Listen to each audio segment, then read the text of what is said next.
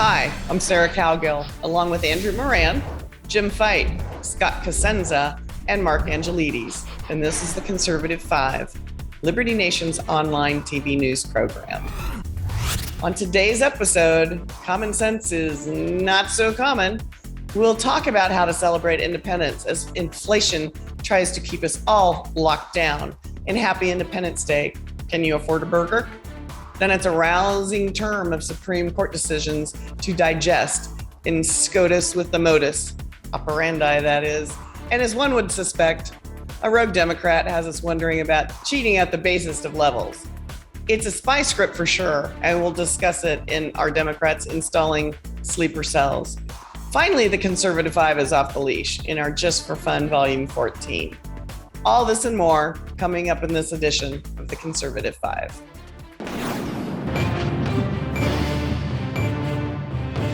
Inflation is disrupting every American life. As plans are underway to celebrate Independence Day, folks are deciding if they can gas up the boat, the car, or get propane for the grill. To top it all off, food prices are so high, we may be forced to choose between going to a party or throwing our own with a very scaled back menu. Are we celebrating this 4th of July or girding our loins for the coming recession like our scrappy, rationing ancestors during the Great Depression? Andrew, can I get extra cheese with that dog? Well, maybe vegan cheese, because from what I've seen, plant-based cheese is a lot cheaper than dairy-based cheese, and also sausages. I mean, you're better off buying vegan sausages if your wallet calls for it. But overall, I mean, across the board for your typical 4th of July menu, whether it's pork and beans or potato chips or chicken, whatever the case, everything is up across the board. As I was telling Mark on LN Radio recently. Wait a second. We're letting the Canadian frame this issue and talk about pork and beans for 4th of July. It's hamburgers and hot dogs. Well, no, if you go on if you go on the American Farm Bureau, one of the menu items is pork and beans. So I'm going based on what that's why you went to a government agency to get your information. That's a bad move. It's a strong Independence Day tradition, Scott. Looking to the government to see how we can celebrate. Yeah, but you have to have a framework. You have to have a benchmark. I don't know what you carnivores eat. I guess I gotta go by the book. But overall, I mean, potato chips, ice cream, they're all up by a few percent. I mean, chicken, pork, they're up at least 15%. So everything is just costing a lot of money. It's not going to be down 16 cents like it was last year when the administration celebrated that on Twitter. And then, as you mentioned in your opening, Sarah, I mean, just to get to one of these parties, and it's going to cost you a lot of money. I mean, the price of gasoline compared to last year is up about 60%, and then diesel up another 70%. So overall, I mean, you're better off just, sitting at home and watching Independence Day, and you can see, Will Smith punch an alien as opposed to Chris Rock. Hey, Mark, what are you going to do for Independence Day in merry old England? Well, as the lone Brit on the panel, I should point out that, like the great statesman and thinker Edmund Burke, I do appreciate American independence. I think it's one of the greatest events that should be celebrated worldwide, but unfortunately isn't. It's just kept to places in America. And usually, let's be fair, red states, because those blue states, they just don't seem to like America. And I just don't understand why all the hatred is spilling out about the founding documents of the nation, when it's those very documents that allow these people the right to be able to criticize the country. And yet they just can't stand it. And it blows me away. Sounds like some transphobic words right out of the mouth of our friend who fealty to the Queen. Andrew, last week I went to the local grocery and could not find ground beef at any price in any quantity on the store shelves, which is, I mean, seriously, you want to talk about number one food served on Independence Day, it's hamburgers and hot dogs. And to see no ground beef, and it wasn't, by the way, it didn't appear to be due to some of the run up, for pre-Independence Day cookouts, but a supply chain issue. So unavailable at any price, I think, for some of these things. Well, if you look at the IRI supply index data, I mean, you see a lot of, staples at 85%, 86% full. And this, if you compare that to a previous years, I mean, this is unheard of. I mean, 86% compared to, let's say, a third world country is fantastic. But when you're the largest economy in the world, 86% isn't something to be proud of. So I know when if you were to tell Biden that, he would say, oh, it's the mom and pop supermarket's fault. It's not because, mismanagement or price inflation or all. You can't all be of those responsible for every undercapitalized business in the country. Exactly. Right? That's Well, I'm relatively sure that Jim is never going to have this problem. He'll just go out and shoot something and fry it up in a pan. Squirrel Jim, what are you going to do? What It's got funny you going mentioned on that. down we south? we were grocery shopping the other day, and my wife actually was like, "Hey, I think a brisket would be nice." And I went over and looked at the price of brisket, and there's now another zero in the price tag than there used to be. And I told her, I was like, "Look, you want brisket? You're just gonna have to hope and pray that one of the neighbor's cows breaks out and roams through the yard." And Wait a minute. Then we can have I brisket. thought it was a bear. I really did. James goes to grocery stores. I thought he just hunted in the wild and found. Don't tell anybody. Bovine is out of season right now, where most of us live. Yeah, well, his seasons. What's that? What was it Captain Barbosa said in Pirates of the Caribbean? The code is more of a guideline than a firm rule. But Cross my land, you might get it, according to Jim. no, All right, I'm the only guys. one in the house that's excited about squirrels. So Well, do you need an AR-15 to hunt squirrel? yes. no, just a good old Still, yes. fully semi-automatic 22. We're never going to identifier Fully say will work. semi-automatic. it's bad. We don't say we Just don't as need well. it. You're only a man or you're only a hunter if you can grab with your bare hands and bite the head off by yourself without any tools Oh. whatsoever. I gotta. I don't know. I gotta push back on that there, Andrew. I'm calling That's it, how we guys. got the China virus. I'm I calling hate it to I right hate now to put on with that my Andrew tin comment. foil hat regarding the 4th of July celebrations, but do bear in mind that we spent the last year with the World Economic Forum and other government agencies telling us that we should get used to eating less meat and that we should start eating bugs. And then all of a sudden, on one of the biggest food holidays of the season, there's no food to be had.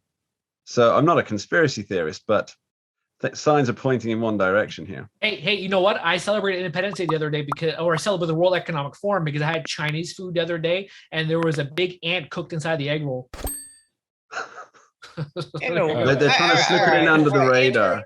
Andrew came to the table today kind of grossing me out. So, all right. Whatever you all decide to do, whether it's bugs or shooting your neighbor's cow accidentally, go out and celebrate this great experiment any way you can. It's an American thing.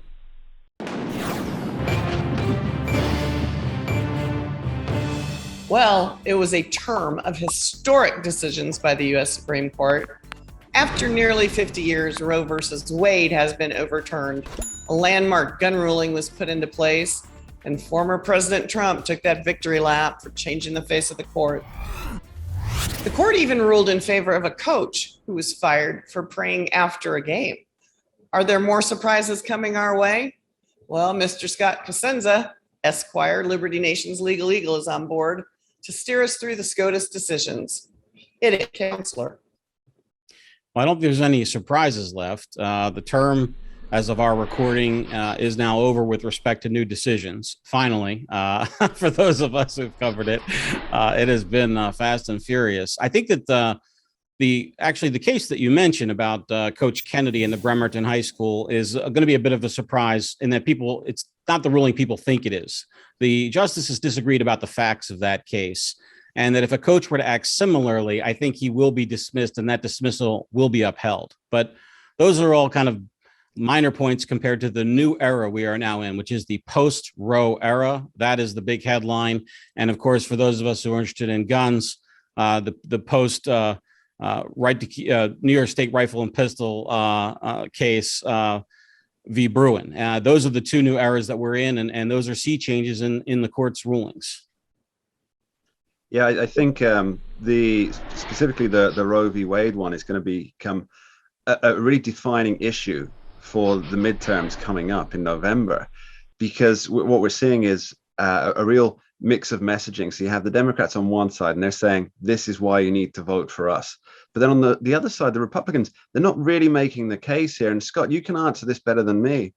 But for me, it seems that the Roe v. Wade decision, whether one agrees with the pro-life or pro-choice side, is kind of irrelevant. It's more about this is creating a democratic decision that's more local. So people who want to live in a place where they can have these abortion laws or no abortion laws, they actually have more of a chance of impacting how the law is held in their state. Isn't that really the message that Republicans should be putting out, is that this actually promotes democracy? Or am I wrong on that? Yeah, a federalism sell to the people of America by the Republicans. I'm not the political analyst to know whether or not that's likely to succeed. I think that maybe it won't. I think that maybe these are kind of purplish, voters, not right or left or red or blue, that they're going to want to sell to. So we know that the messaging is coming from the other side. They think it will impact it, or they're trying to make it. Mark and I were online discussing the ruling as it came down, and like a moment after it did, AOC tweeted out that she wanted to do away with the entire Supreme Court, that eliminating the filibuster wasn't even enough. It didn't go far enough. So I expect from the very left side of the aisle to see it nonstop. But, if you're a working mom in the Pennsylvania suburbs of Philadelphia, or whose vote is coveted to go one way or another to determine the results of these elections, if you can't put gas in your car because it's too much money, I don't know that the Roe decision is going to make a difference. If you still have access where you live, like you did before, which is the case for most Americans, but the vast majority of Americans live in states where abortion is legal and will remain legal. Yeah, I'm sorry, Andrew. Go ahead, Andrew. I'm sorry. Oh, I'm sorry. No, I was just going to say, because what Scott mentioned, I was, before that Roe v. Wade decision came down, I was watching this more than 10-year-old video starring Tom Woods and economist Bob Murphy, and it was called Interview with a Zombie. And the libertarian commentator, Tom Woods, he was making the case for nullification, and, you can nullify federal laws. And, the interviewer, Bob Murphy, he was poking fun, saying, oh, if you support that, you're a neo-Confederate and you're a racist. But now, more than a decade later, you have the left saying we have to, the United States has to abolish the Supreme Court and has to abandon federal law. But doesn't that go against what they've been saying for years, how you're racist and you're pro-slavery, like secession, and Andrew. Confederate? Yeah, exactly. And federalism too. Depending on who's in the White House, everyone is a federalist nowadays on the left, which is remarkable from a few years ago. Yeah, you got half the country trying to secede from the Union, depending on who's in the White House. Yeah, exactly. Yeah. Well, okay. Despite the leak that set us all up for this, I honestly did not believe we would ever overturn Roe v. Wade. So how did that come about? I never saw that coming. I hate to admit that, but I did not see that coming. Well, since the day that the opinion was announced 49 years ago, almost 50 years ago, the march has been to get it overturned by, a huge percentage of people in the country, and through all of our systems, through our political system, elected offices with pro-life campaigns, and through the courts, and to elevate judges, or to elevate lawyers to judges who had this type of view about Roe v. Wade, or not even that specific issue, Sarah, but more generally, their legal mindset would lead them down this path.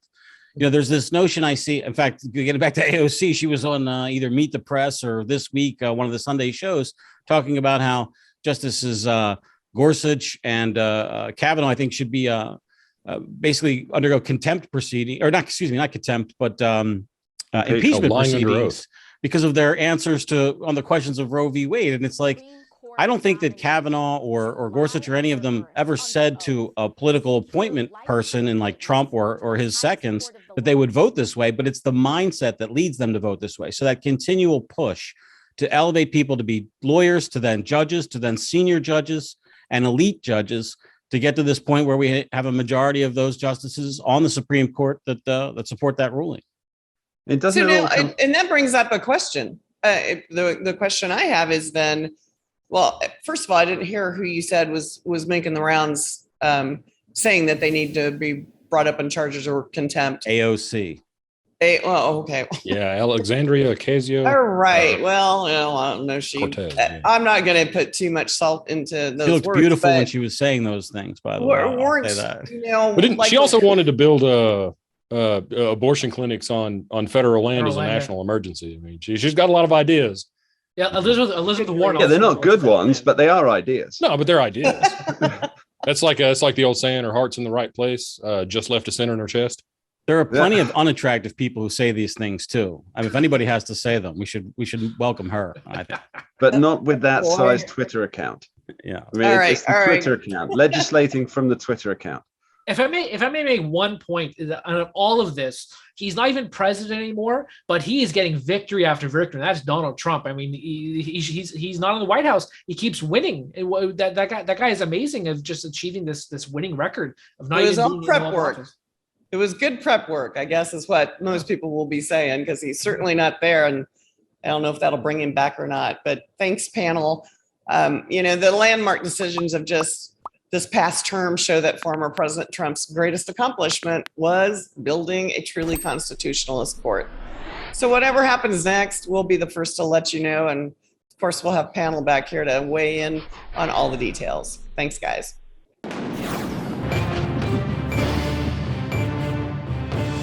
One South Carolina Democrat was recently caught plotting and scheming on the phone with her confidant. The talk was about sleeper cells. The plan was to have Democrats run for local elections as Republicans.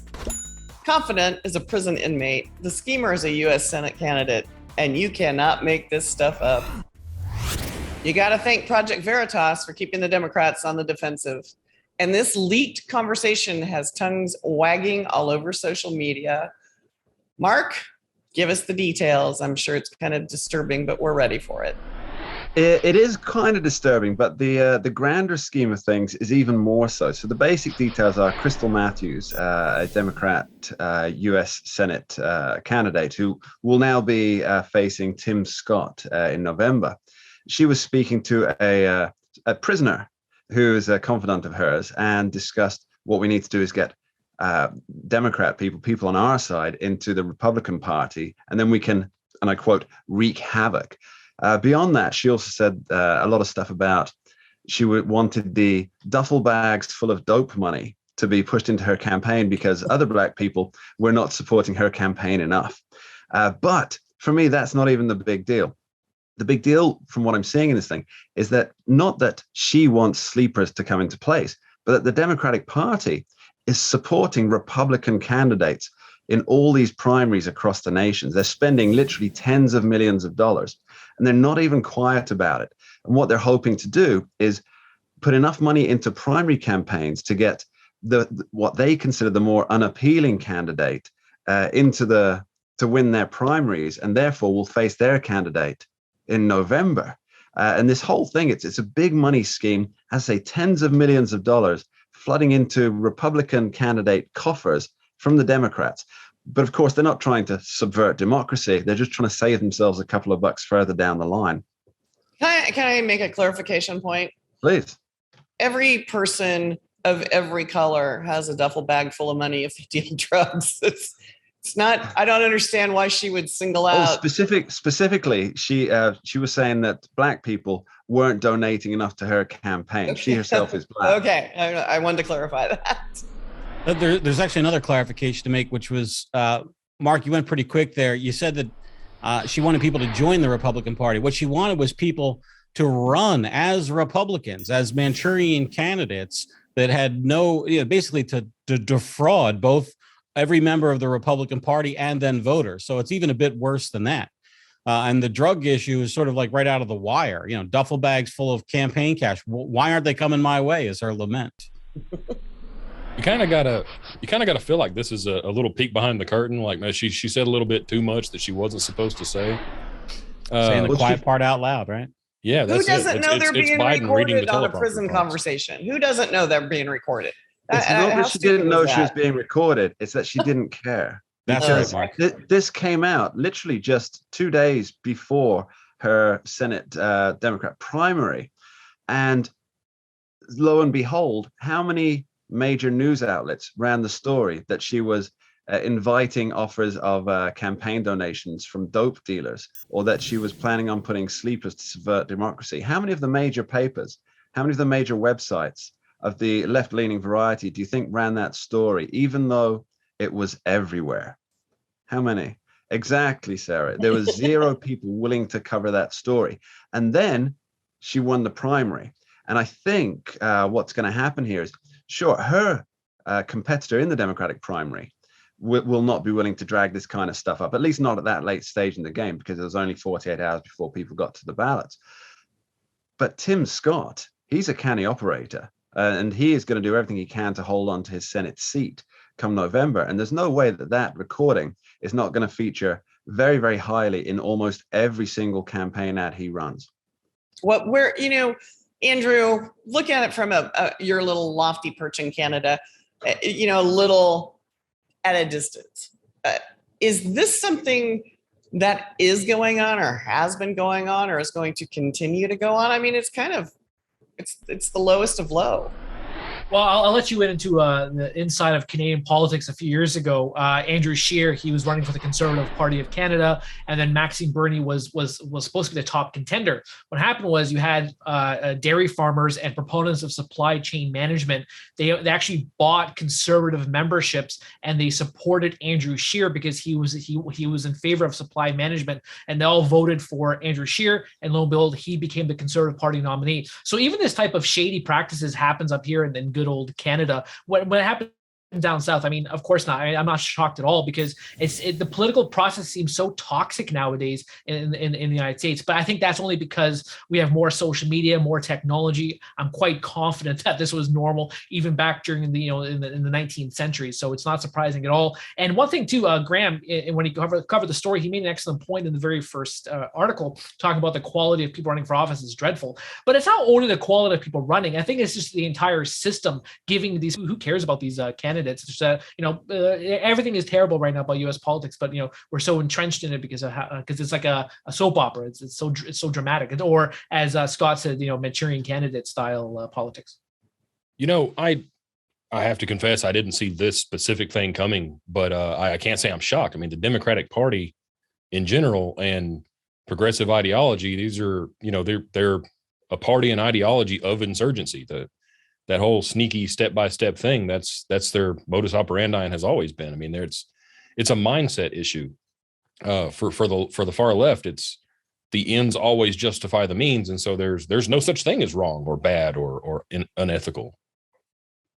Yeah, I think we see a lot of things happening with the candidates once they fall from media grace, and we see that what was behind the curtain all along. So, for example, the gubernatorial candidate for Florida for the Democratic Party, Andrew Gillum, and his recent fall from grace, within 30,000 votes of becoming the governor of Florida. And just a week ago, I believe he was indicted on a number of fraud charges. And this comes not long after he was found unconscious with male prostitute and drugs, unresponsive in a motel room. And so once the media shield drops because they're no longer useful to the left and that their modus operandi, as you say, once that shield drops, it all comes out. So I'm seeing it very hard how they're going to keep protecting Crystal Matthews, the South Carolina Senate candidate. Let me just add, if I might, to that point that that Mark makes about Andrew Gillum is the malfeasance and the crimes that Gillum is accused of perpetrating against the people of Florida and the United States occurred while he was mayor of Tallahassee, before he even embarked on his statewide gubernatorial campaign, which I think just goes to say that he was a favored candidate of Obama, a young black man, and if the people of America want a press that is robust and inquisitory and challenging, they have to vote for Republicans, rather, because Democrats don't get an inquisitive look by the mainstream big box media. We do it, but the larger outlets of the world, who we need to do it, actually, we really do depend on a level of scrutiny of these candidates that they can bring to the table that they seem to refuse to for progressive reasons. Do they just believe that the ends justify the means? I mean, I guess, and I'm sure it happens on both sides of the aisle. I'm not saying, singling out the Democratic Party, but this is egregious. There's schemes and cheats and all sorts of stuff going on, but It's not about, you really can't be that person and ascend to the highest offices in the land and expect people to think that's a good thing. I don't know. It seems to be working so far. I mean, you have to think though. Well, you might be right.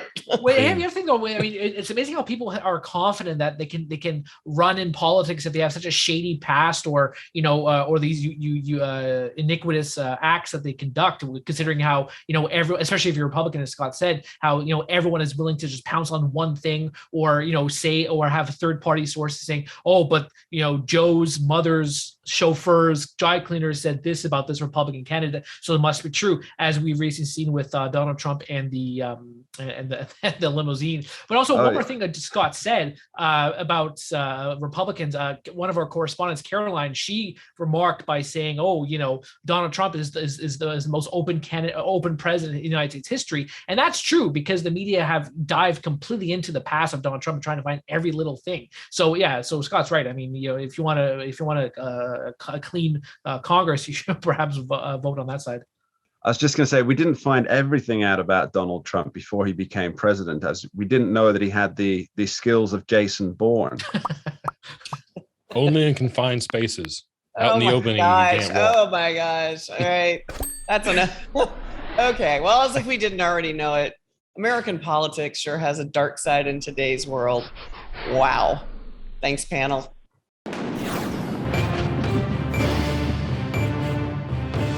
Here at Liberty Nation, we do take requests on our Just for Fun segment. And Andrew Moran's name kept popping up. And he's back posting The Price Ain't Right. And it's going to be good for you to tune in.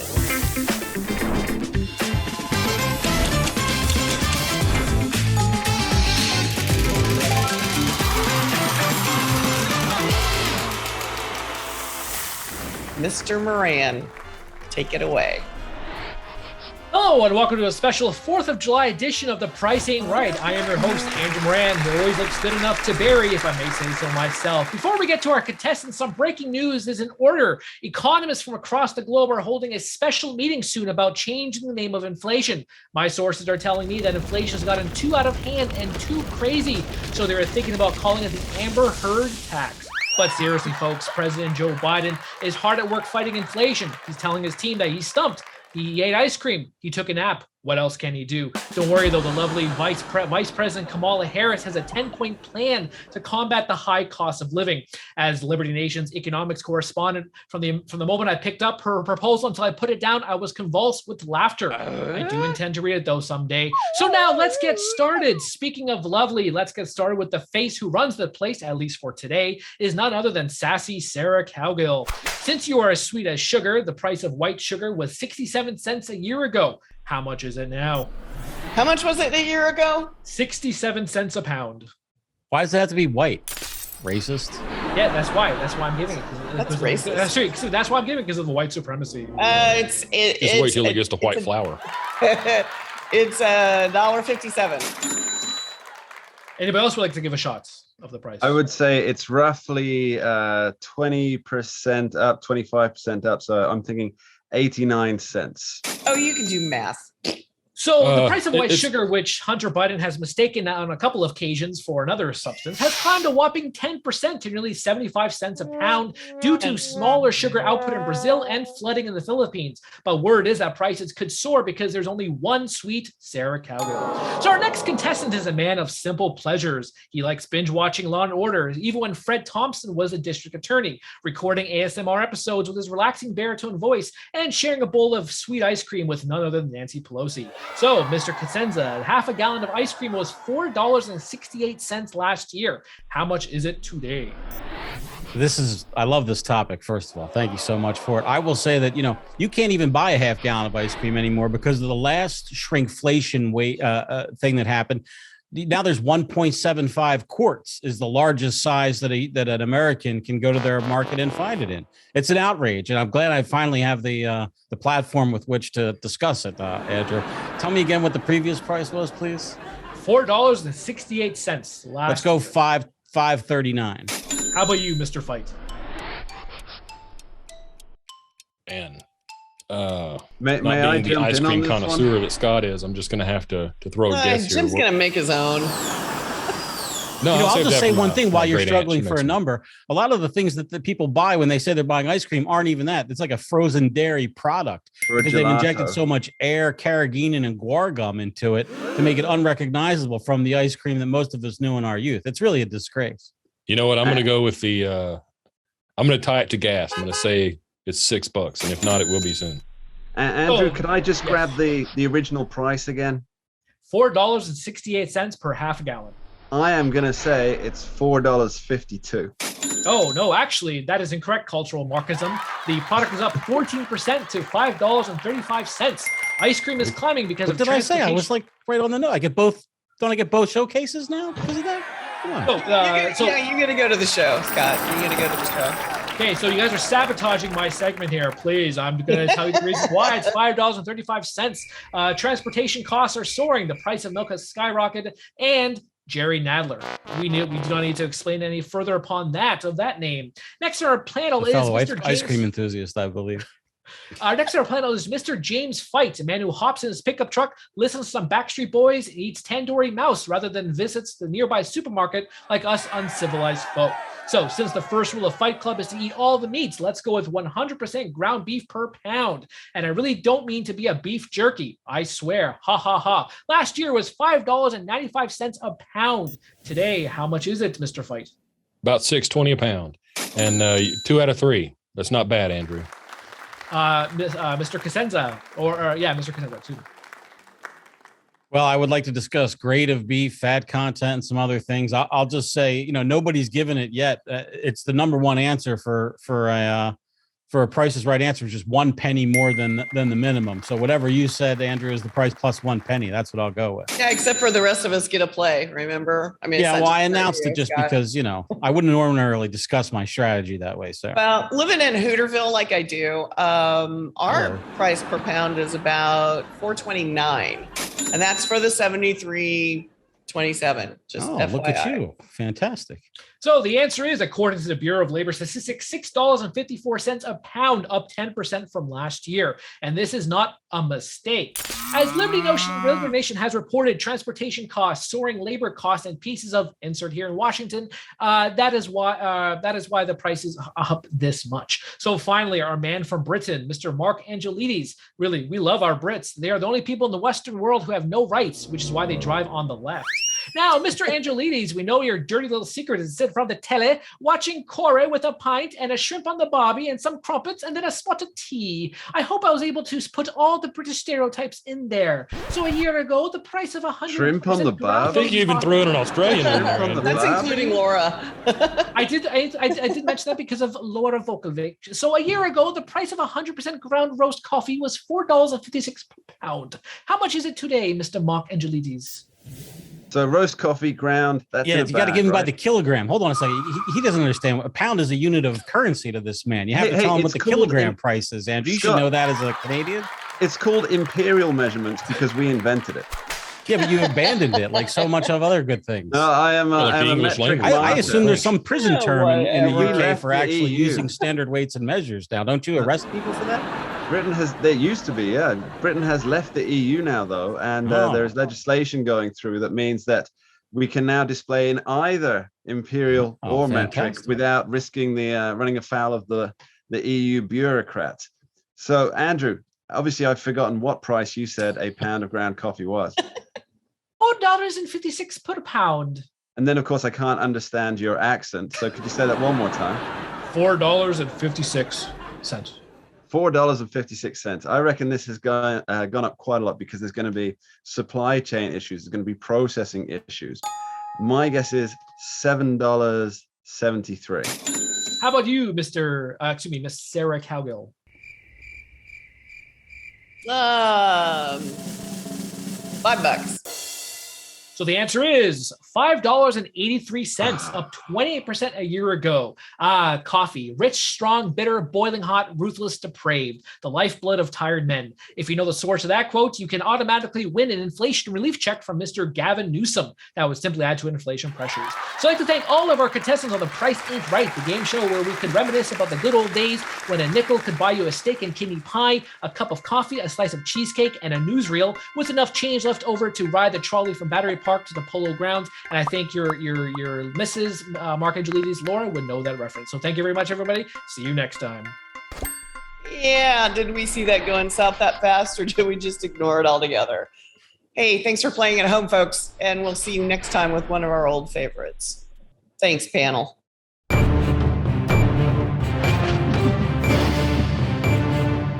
That's it for our Conservative 5 panel today.